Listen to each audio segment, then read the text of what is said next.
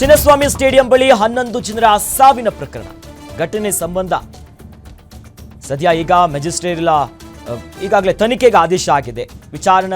ವಿಚಾರಣಾಧಿಕಾರಿಯಾಗಿ ಸದ್ಯ ನೇಮಕ ಮಾಡಲಾಗಿದೆ. ಡಿಸಿ ಜಗದೀಶ್ ಅವರನ್ನ ಸದ್ಯ ಆದೇಶ ಬಂದಿದೆ.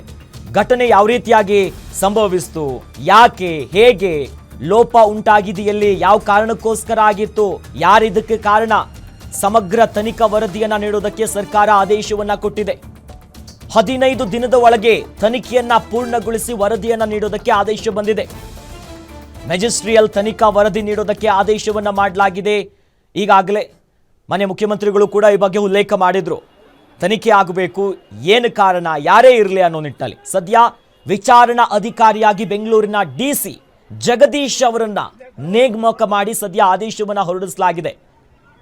ಯಾಕಂದ್ರೆ ಬಿಜೆಪಿಯು ಕೂಡ ಆರಂಭಿಕವಾಗಿ ಪಟ್ಟು ಹಿಡಿದಿತ್ತು, ತನಿಖೆ ಆಗಲೇಬೇಕು, ಯಾರಿದ್ದಾರೆ ಸಿಬಿಐಗೆ ವಹಿಸಿ ಕೆಂಡ ಕಾರ್ತಾ ಇದ್ರು. ಅದರ ಬೆನ್ನಲ್ಲೇ ಮಾನ್ಯ ಮುಖ್ಯಮಂತ್ರಿಗಳು ಕೂಡ ಈ ಬಗ್ಗೆ ಉಲ್ಲೇಖ ಮಾಡಿ ಈ ಘಟನೆಗೆ ಏನು ಕಾರಣ, ಏನಾಯ್ತು, ತನಿಖೆ ಆಗಬೇಕೆನ್ನೋ ನಿಟ್ಟಿನಲ್ಲಿ ತನಿಖೆಗೆ ಆದೇಶವನ್ನ ಕೊಡಲಾಗಿತ್ತು.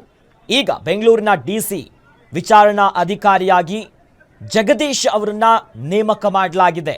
15 ದಿನದ ಒಳಗಡೆ ಈ ತನಿಖೆಯನ್ನ ಪೂರ್ಣಗೊಳಿಸಿ ವರದಿಯನ್ನ ನೀಡೋದಕ್ಕೆ ಆದೇಶ ಕೊಟ್ಟಿದ್ದಾರೆ.